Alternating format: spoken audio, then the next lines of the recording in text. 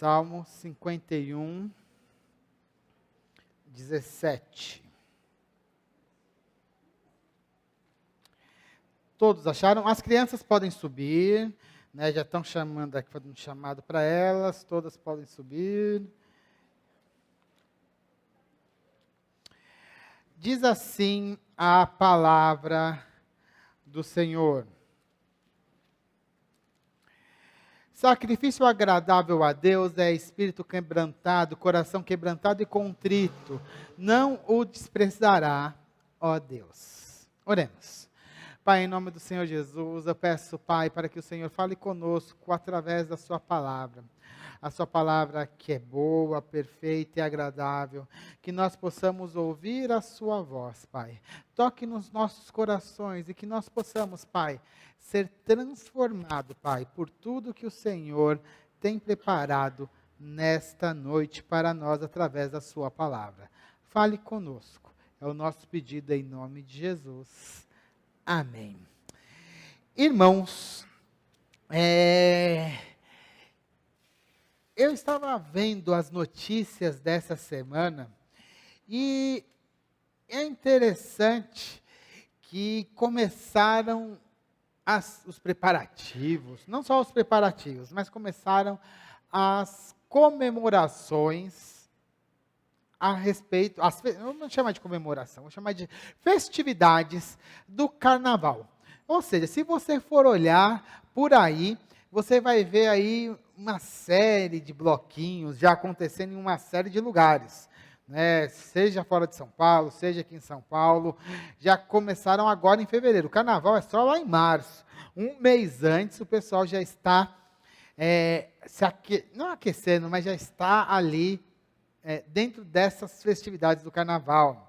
E o carnaval, para a gente que está aqui na igreja, nós que somos cristãos, né, simboliza um período de libertinagem e de pecado, onde as pessoas acabam sempre exagerando e coisas que desagradam ao nosso Deus acabam acontecendo durante essas festividades, né, onde a sensualidade reina, bebidas e uma série de coisas terríveis, ruins, que acabam acontecendo, né, envelopadas, né, cobertas com verniz ou pintadas com verniz ali de momentos de alegria. As pessoas, na realidade, elas estão se afundando cada vez mais no pecado.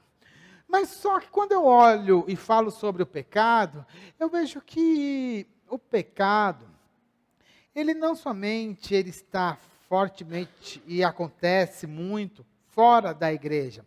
Nós sabemos que o nosso mundo é um mundo muito complicado. É só olhar, se você parar durante alguns minutinhos para assistir o jornal, você vai ver tanta coisa ruim acontecendo, né? Seja aqui dentro do país, fora do país, muitas e muitas coisas. Mas também o pecado, ele acontece dentro da igreja. Na realidade, irmãos, quando a gente olha para a Bíblia, ela tem duas abordagens a respeito do pecado.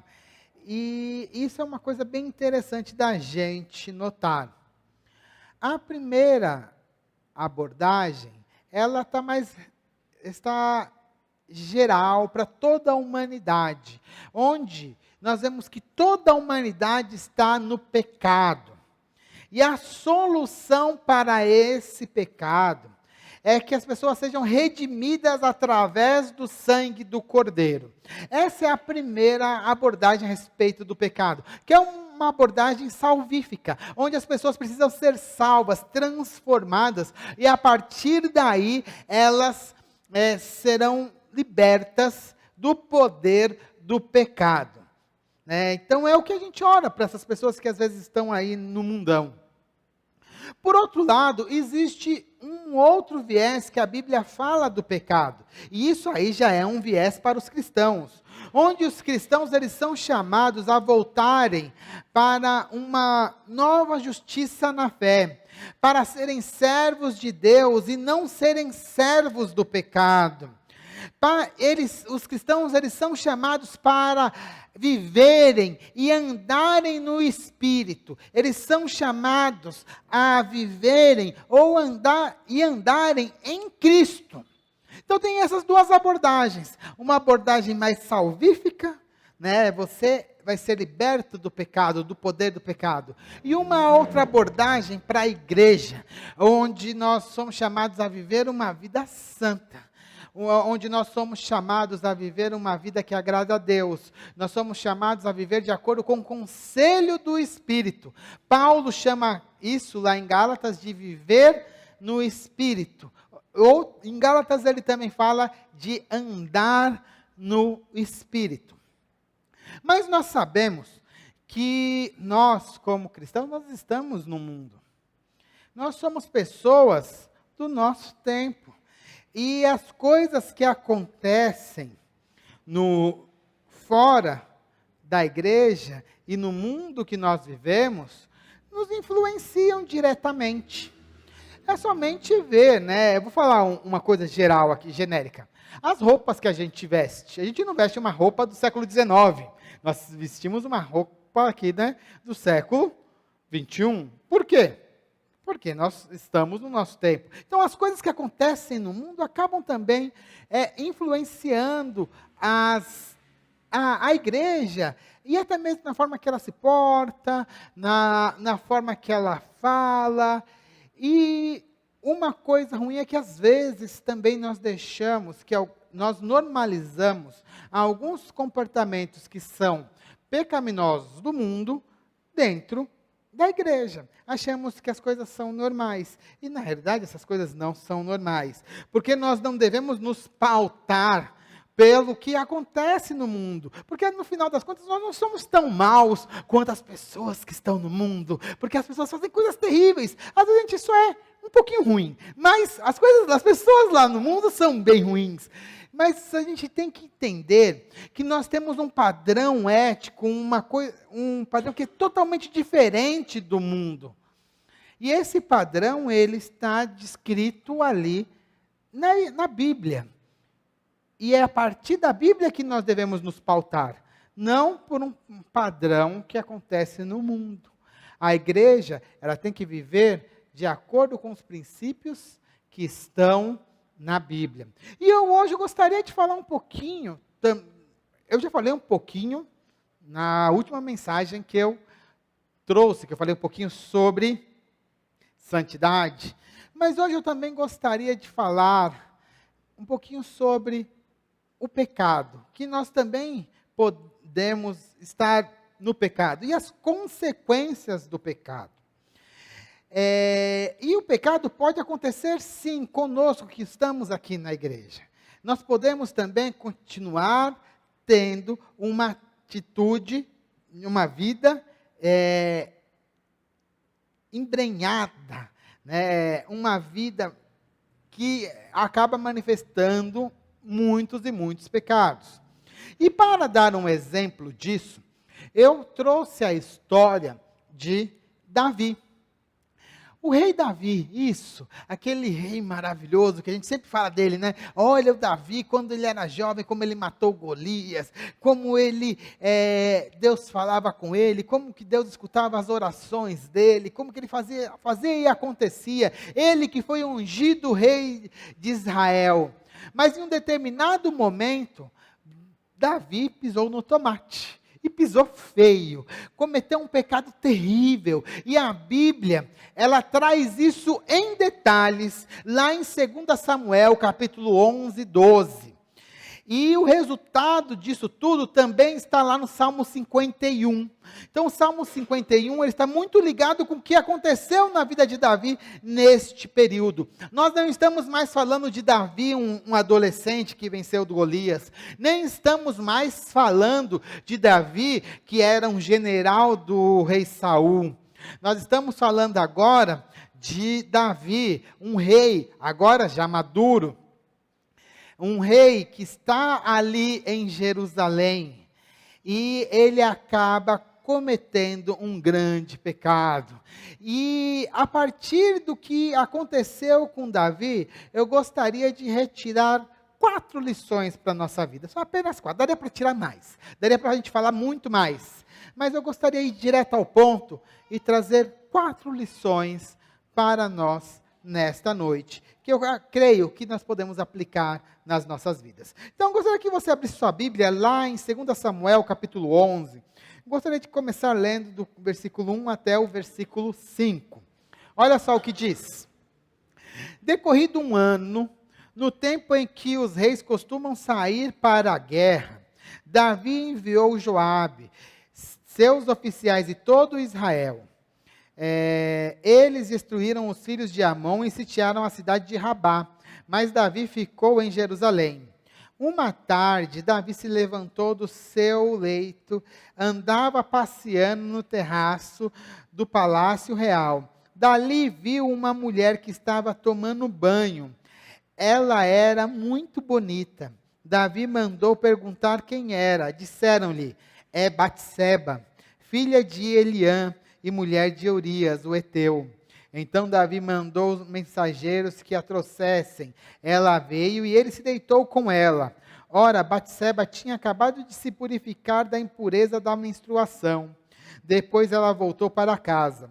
A mulher concebeu e mandou dizer a Davi: estou grávida.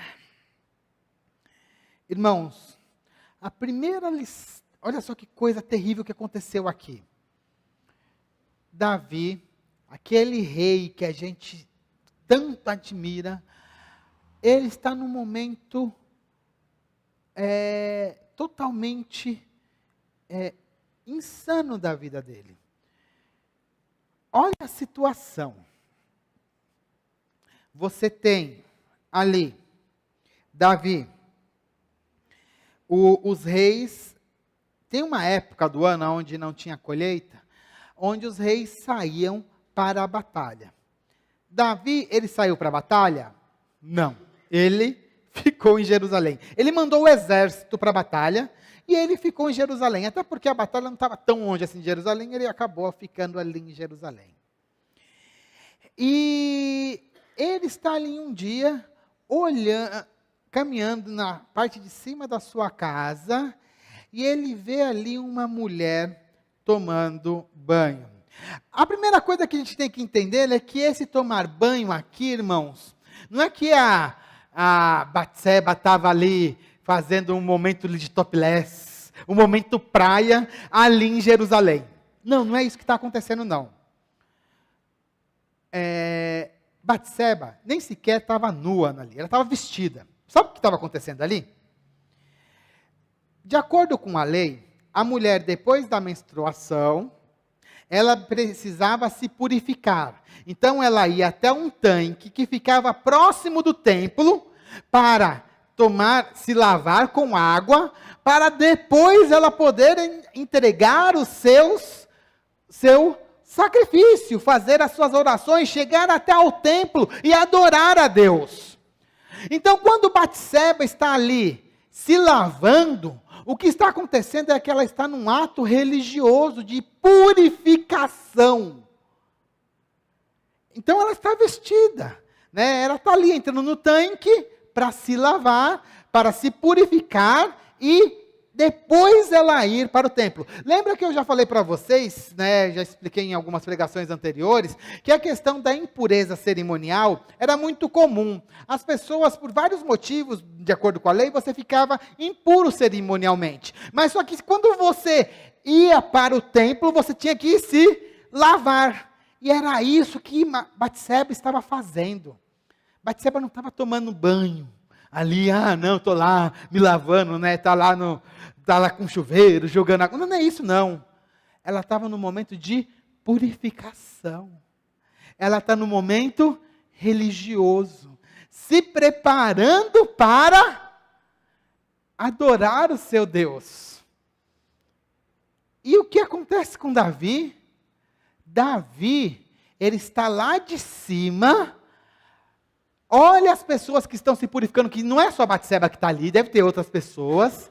E olha aquela mulher lá embaixo, que era uma mulher muito bonita, deveria ser uma Batseba nessa época, era mais nova, né? Então era uma jovem mulher, muito bonita, e ali ele deseja Batseba.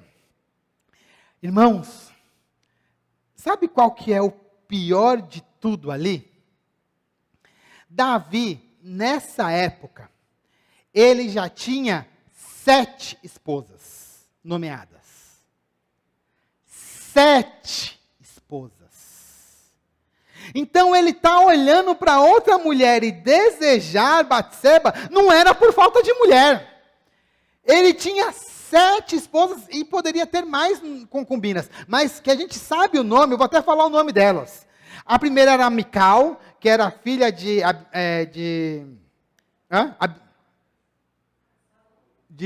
Saul. Ele tinha outras que estão lá em 2 Samuel 3, de 2 a 4, que era Aionã, Abigail, lembra da Abigail, que era aquela mulher sábia, Maaca, Agite, Abitai e Eglá.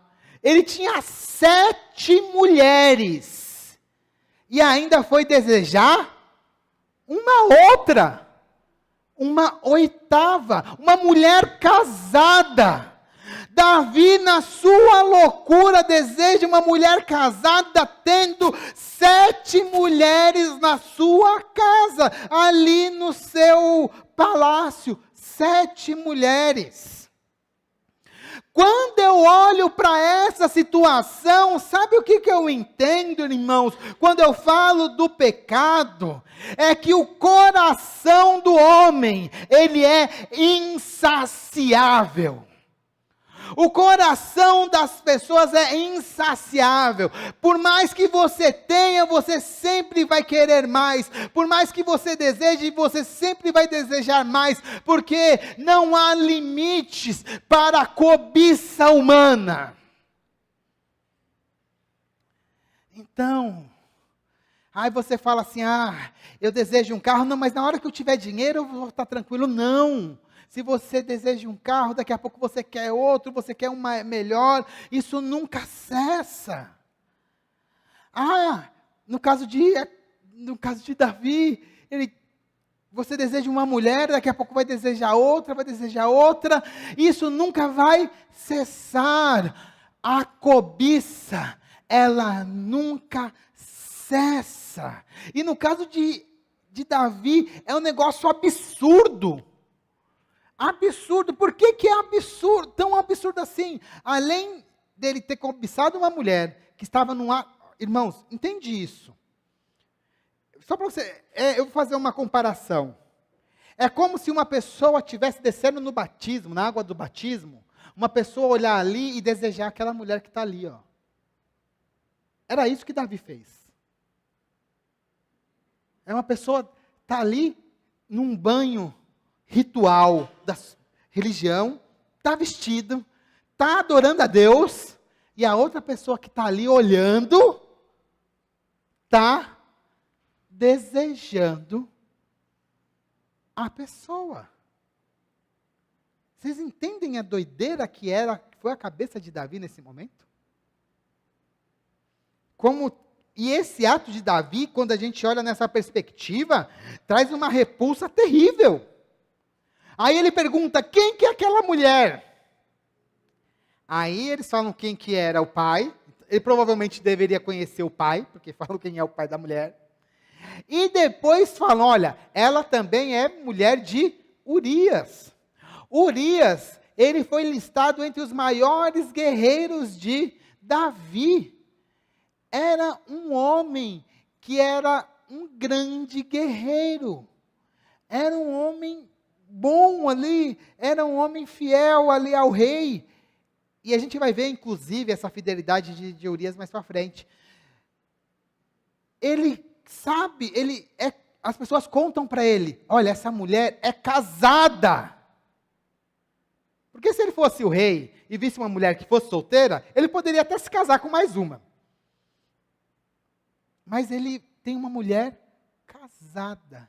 E ele deseja aquela mulher casada. Na sua loucura, eu quero essa mulher, eu quero essa mulher. Manda buscar essa mulher é colocada diante dele. Na hora que chega lá, o que uma mulher vai poder fazer em relação a Davi? Lembrando que Davi é um homem do seu tempo, é um homem violento. Se você pisasse no calo de Davi, Davi matava. Davi não é uma pessoa legalzinha, tá? Não é um brother, tá? Davi é um cara violento. A gente está num mundo violento e Davi é um homem do seu tempo. É um rei do seu tempo. Ele era um homem de batalhas. É só vocês lembrarem que Deus não deixa Davi fazer o seu templo por ele, porque ele tinha muito sangue nas mãos. Era um homem que matava. Não tinha Quantas vezes ele já tinha matado ou mandava matar? Então, o que uma mulher na frente de um homem desse podia fazer? Nesse sentido, ele toma Batseba e acaba dormindo com ela. A mulher fica grávida, né, nesse ato. E a Bíblia ela deixa muito claro. Ela tinha se purificado da sua menstruação. Ou seja, até aquele momento ela não estava grávida. Ela fica grávida de Davi. A Bíblia é explícita. Ela se purificou da sua menstruação. E depois dali, ela fica grávida. Irmãos, o nosso coração é insaciável, nós nunca vamos cansar de pecar, então você tem que tomar cuidado com isso, porque às vezes você fala assim, se eu fizer mais um pouquinho eu paro, você não vai parar, se você está no pecado e você faz um pouquinho, você vai querer fazer mais outro pouquinho, porque você é insaciável. O nosso coração, ele tende para o pecado, ele não quer parar em relação ao pecado. E nós temos que tomar cuidado em relação a isso. O nosso coração, ele tende para o mal. Davi, ele tendeu para o mal. Nós também, muitas vezes, vamos fazer isso. Começa com uma coisinha pequena aqui, uma outra coisinha um pouquinho maior ali. Aí as coisas vão aumentando. Porque nós não cansamos, nós podemos não cansar de fazer o mal, porque o nosso coração, ele é insaciável. Nós podemos cobiçar de uma maneira sem fim. O nosso coração é insaciável. Então vamos repetir, o nosso coração, vamos lá, de novo, o nosso coração é insaciável. Olha para o seu irmão e fala assim, meu irmão, seu coração é insaciável. Cuidado! Segunda coisa que eu aprendo aqui com a história de Davi, que é importante, o pecado, ele cega. O pecado, ele cega. Quando Batseba percebe que está grávida, ela manda falar para Davi, Davi, estou grávida. E agora? Tipo assim, e aí? O que a gente vai fazer? Aí Davi, da visão, teve uma brilhante ideia. O que eu vou fazer? Eu vou assumir, porque, vamos dar o contexto. Como que é o contexto? Segundo a lei, lá em Levítico capítulo 20, verso 10, se eu não me engano, diz o seguinte, que se um homem adulterar com uma mulher, esse homem tem que ser morto, independente se era rei ou não. Davi sabe disso, ele sabe da lei. Então, que ele tem aquela brilhante ideia, sabe aquele momento assim, ideia genial. Esse aqui é aquele plano infalível do Cebolinha, lembra? Vou fazer meu plano infalível, né? Esse aí do Cebolinha. Ele pensou no seu plano infalível. Vou chamar Urias e vou falar para Urias, né? Deita com sua esposa. Como está mais ou menos ali no mês, ele nem vai perceber, e vai pensar que o filho é dele. E Urias está lá, o exército de Davi está na batalha, eles cercaram uma cidade. As cidades, quando eram muradas, era muito difícil você entrar na cidade. Então, normalmente, você colocava o exército ao redor e ficava esperando as pessoas morrerem de fome dentro da cidade. Então, eles estavam nesse cerco, então era um cerco longo. Então, Davi manda chamar Urias. E dentro do seu plano infalível, né, que nem o de Cebolinha, a primeira coisa que ele faz é o seguinte, ele chega, está lá no verso 6, né? Então Davi enviou mensageiros a Joabe dizendo, mande-me Urias do Eteu. E Joabe mandou Urias a Davi. Quando Urias chegou, Davi perguntou como estava Joabe, como achava que o povo ia na guerra, e depois Davi disse a Urias, vá para casa e descanse. Olha só, plano infalível, vai para casa e descanse.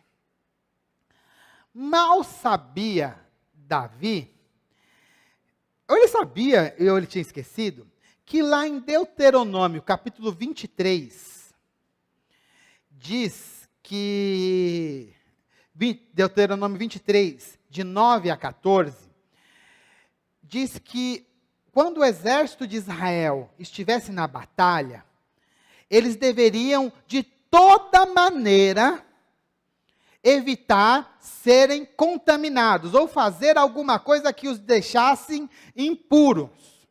Então, por exemplo, o que poderia deixar uma pessoa impura cerimonialmente? Dormir com a mulher.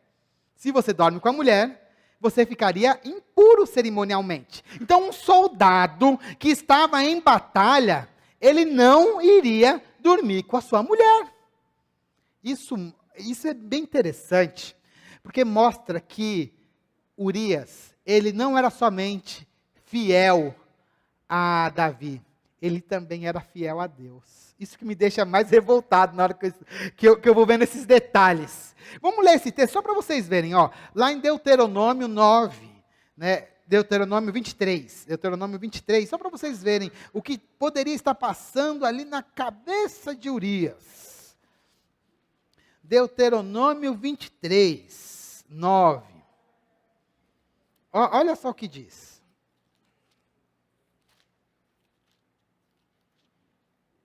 Diz assim, ó, quando o exército sair para lutar contra os inimigos de vocês, então vocês devem se guardar de toda coisa má. Se houver entre vocês alguém que, por motivo de poluição noturna, não esteja puro, sairá do acampamento. Aí ele vai contando aqui. Então eles evitavam de toda maneira que eles ficassem impuros. E dormir com a mulher poderia fazer com que ele se tornasse impuro. E o que Urias faz? Ele vai para sua casa? Não, ele dorme na frente do palácio. O plano infalível número 1 de Davi não deu certo. Aí ele vai para o plano infalível número 2. Ele está que nem Cebolinha, né? Plano infalível número 2. Chama Urias de novo. Urias, vem cá. Aí ele faz um banquete. Entope Urias de vinho. Aí vai conversando, toma mais um aí, meu amigo. Aí está ali conversando, mais uma aí, meu amigo. E vai ali, deixa Urias, né, que nem dizem os hispanos, borracho, né? Está lá, trançando as pernas. Agora ele vai para casa, né? Agora que ele vai para casa. Mas nem... Aí Urias sai do palácio. E ele vai para casa? Nem bêbado ele foi para casa. Ele foi lá e dormiu de novo na frente do palácio, mostrando a fidelidade de Urias. Plano infalível número 2, deu errado. Aí chega a parte mais cruel do rei do que Davi fez. Urias, ele era analfabeto. Aí, o que ele faz? Olha, Urias, leva uma cartinha para Joabe. Ele escreve a cartinha, enrola lá, coloca seu selo, dá na mão do Urias. Urias não sabia ler. E dentro dessa carta, Davi fala assim, olha, Joabe, é o seguinte, coloca Urias no lugar da batalha mais complicado. E na hora que o bicho estiver pegando, tira todo mundo e deixa Urias lá para morrer. Joabe entendeu a ideia. Era para matar Urias. Mas ele tinha que... Era plano infalível. Né? Plano infalível número 3. Ele tinha que parecer que ele foi morto pelos inimigos. A Bíblia diz que Davi utilizou a espada dos inimigos para matar Urias. Ele estava com essa ideia, então eu vou usar a espada dos meus inimigos para matar Urias, e ali ninguém vai perceber que Urias, né, o que aconteceu com Batseba. Vocês percebem o requinte de crueldade de Davi? E vocês percebem a índole de Davi, como ele era um homem violento? E ele fez isso, ele deu a carta para Urias. Urias, na sua fidelidade, ele levou lá para o general, para o Joabe, a carta onde estava a sua sentença de morte. Joabe é aliciado e cumpre, e Urias acaba morrendo ali na batalha. Né? Mas, no final das contas, quem matou foi o inimigo, mas tudo foi arquitetado por Davi. No final de tudo, quando ele sabe que Urias morreu, perfeito, no outro dia já pega Batseba, já incorpora Batseba no seu harém. Aí tudo bem, não tem problema, porque agora ela já era esposa mesmo, está perfeito, e agora ela poderia ter um filho de Davi. Plano infalível número 3. A gente vai ver que esse plano infalível número 3 também vai dar ruim, daqui a pouquinho. Plano infalível número 3. Irmãos, vocês perceberam aqui como o pecado cegou Davi? Na sua ânsia de esconder aquilo que ele fez, ele mentiu uma vez, ele drogou na segunda vez, ele aliciou na terceira vez e acabou cometendo um assassinato. Tudo isso porque o pecado, ele cega as pessoas. Nessa ânsia de esconder, ele nos cega. Quero te dizer uma coisa, meu irmão e minha irmã. Às vezes você acha que você está ali fazendo um negocinho escondido. Ninguém está vendo, mas Deus está vendo. Deus sabe exatamente aquilo que você faz, quer você queira, quer não, Deus sabe aquilo que você faz. E na sua ânsia de tentar esconder uma vez, esconder outra vez, esconder mais, você vai piorando a situação, né? Em vez de, as coisas vão ficando pior. Então, além do pecado, você tem que mentir. Aí, na hora de mentir, na segunda vez que você vai ter que mentir, você já tem que acobertar o pecado, mentir uma vez, e ainda lembrar da primeira mentira para poder acobertar, e aí um abismo vai criando outro abismo. Daqui a pouco você vai vivendo num mundo de mentiras, um mundo ali que você está somente no mundo da lua ali, onde você quer esconder a realidade do seu pecado, daquilo que você está fazendo, que desagrada a Deus. O pecado de Davi foi muito vergonhoso. Ele sabia qual que era a sua sentença. Mas nós temos que tomar cuidado para que a gente não esteja vivendo no pecado. Pois o pecado, ele cega. Fala para o seu irmão aí, irmão. Olha para ele assim, fala assim, irmão, cuidado, o pecado cega. Terceira lição que eu vejo aqui nessa história de Davi, é que o pecado, ele arruína a vida e arruína a família. As consequências do pecado de Davi foram terríveis. Terríveis. Porque no seu plano infalível número 3, ele pensou que ninguém estava sabendo além de Joabe. Mas, quem que estava sabendo também? Deus. E lá no verso 27, 11 e 27, diz assim, ela se tornou sua mulher e lhe deu um filho, porém isto que Davi tinha feito pareceu mal a quem? Aos olhos do Senhor. Deu ruim. Isso pareceu mal aos olhos de quem? Do Senhor. Deus viu. Aquilo estava ruim. E ali vai ter um grande problema na vida de Davi. E quais são as consequências que vão acontecer na vida de Davi? Primeiro, o seu filho, que era o filho de Batseba, vai morrer. Consequência direta. Segundo problema, vai ter, por conta dessa questão de imoralidade na família, você vai ter um irmão que vai cometer um estupro de uma outra irmã. Aí, Absalão, que era o irmão dessa moça, vai matar o seu irmão. Ou seja, vai ter um fraticínio. Um irmão matando outro irmão dentro da família de Davi. Olha que coisa terrível. Tudo consequência. Aí, o profeta Natan, eu vou contar um pouquinho mais do profeta Natan, vai falar assim, olha, o que você fez escondido, outro homem vai fazer às claras.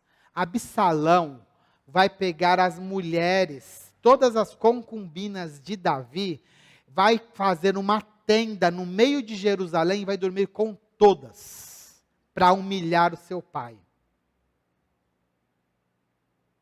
Absalão vai fazer uma revolta contra o seu pai, e vai partir para tomar o reino, e vai querer matar o seu próprio pai. Ele que já tinha matado o seu irmão, agora vai partir para matar o seu próprio pai. A gente sabe o final da história. Davi ganha a batalha. E quem morre é Absalão. Mais um filho morreu. Resultado, 3 filhos mortos. 3 filhos mortos. Uma guerra civil. Porque Deus falou aqui, ó, dentro das consequências estava, a espada nunca se afastará da sua casa. Essas são as consequências. O pecado de Davi não foi somente uma destruição para ele, mas destruiu toda a sua família. Irmão, minha irmã, se você soubesse o tamanho do problema que você está criando na sua vida, quando você está se mantendo no pecado, você não cometeria esse pecado. Às vezes, por 3 minutos de prazer, você está arranjando um problema para o resto da tua vida. Porque a gente nunca sabe o tamanho das consequências do pecado nas nossas vidas. Quem planta vento, colhe tempestade. Isso está tanto no Antigo Testamento, quanto lá em Gálatas. Meu irmão, cometer pecado, estar no pecado é loucura. Olha para o seu irmão e fala assim, meu irmão, falo, mas você tem que fazer assim, ó, olha como que eu estou fazendo, você tem que fazer aquela cara assim é um apelo, né? Então você pega até a mão, você fala assim, meu irmão, fala assim, mas só vai aparecer, meu irmão, cometer pecado é loucura. É loucura. Não dá para entender. Às vezes a gente acha que estamos, eu vou até fazer o português errado, é de propósito, tá? Nós, às vezes, estamos achando que estamos se dando bem. Estamos se dando bem. Agora, né, eu se dei bem. Mas eu quero dizer uma coisa para você, meu irmão. Você se deu muito mal fazendo isso que você está fazendo. Cuidado com o pecado. Cuidado. Ele não... é loucura. Davi nunca imaginou que aquele momento dele de doideira lá na casa dele podia resultar na morte de 3 filhos. Fora a outra que foi violentada. Então, 4 filhos foram atingidos por conta disso. Fora as pessoas que morreram na batalha. Fora tudo que várias outras coisas que aconteceram. Coisa terrível, né? Coisa terrível. O pecado, ele acaba com a nossa vida. O pecado, ele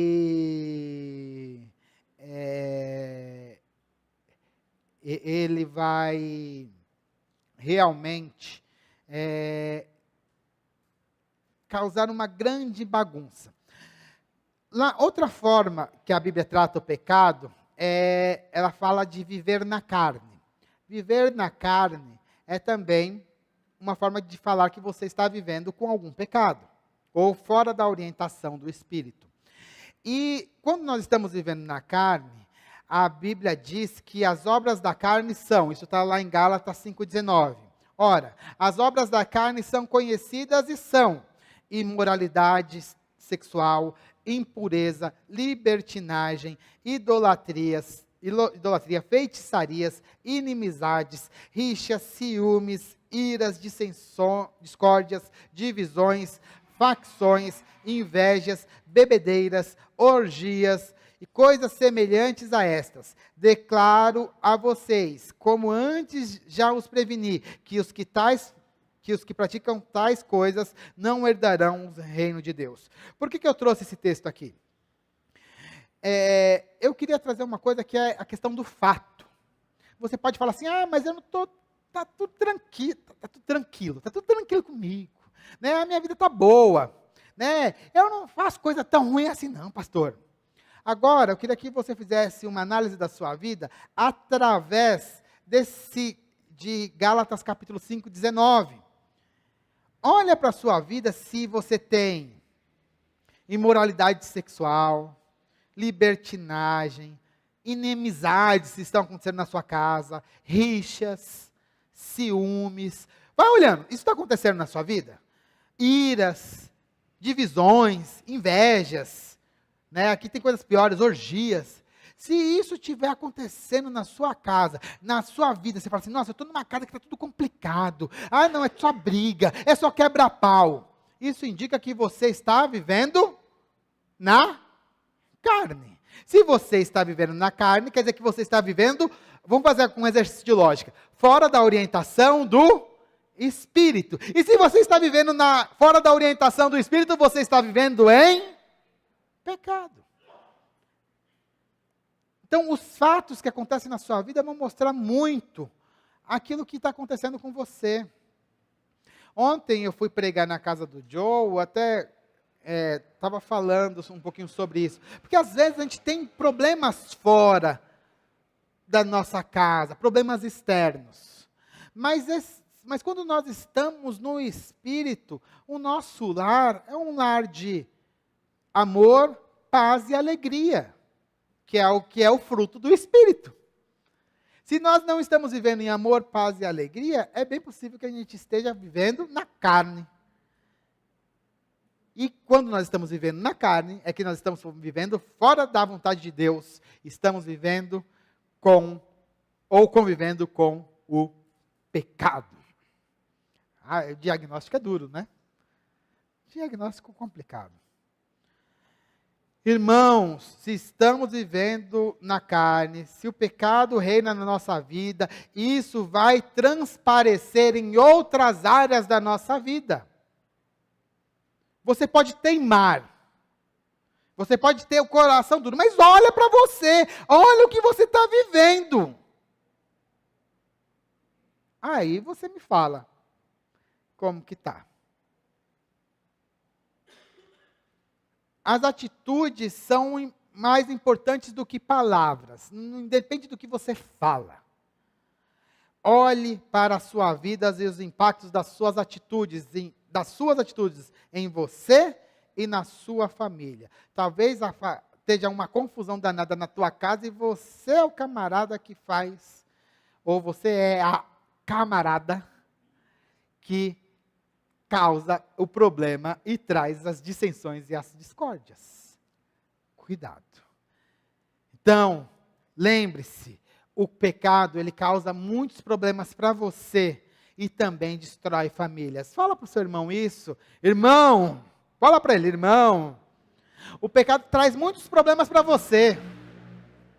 E também destrói as nossas famílias. E a última coisa que eu aprendo aqui, nesse caso de Davi, é o caminho de retorno e arrependimento. Davi estava tão cego, que ele não enxergava nada, né, em relação ao pecado. Sabe o que Deus teve que fazer? Ele teve que levantar um profeta para falar assim, vai lá, Natã, e fala com Davi.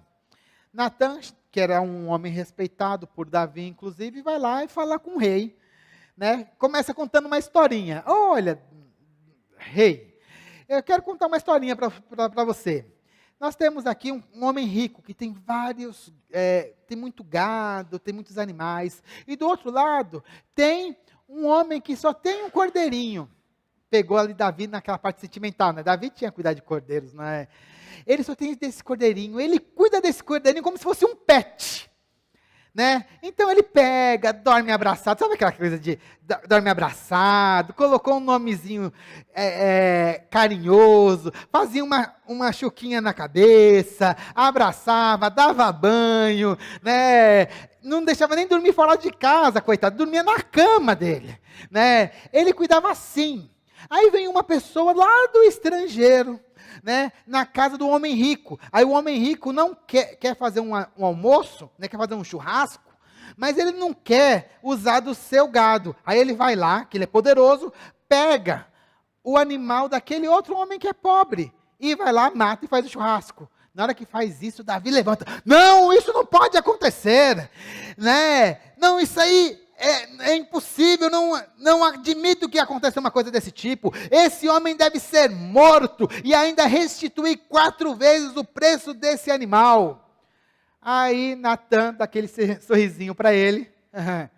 Davi, esse homem é você. Na hora que fez isso, desmontou Davi. Davi sabia o que ele estava fazendo.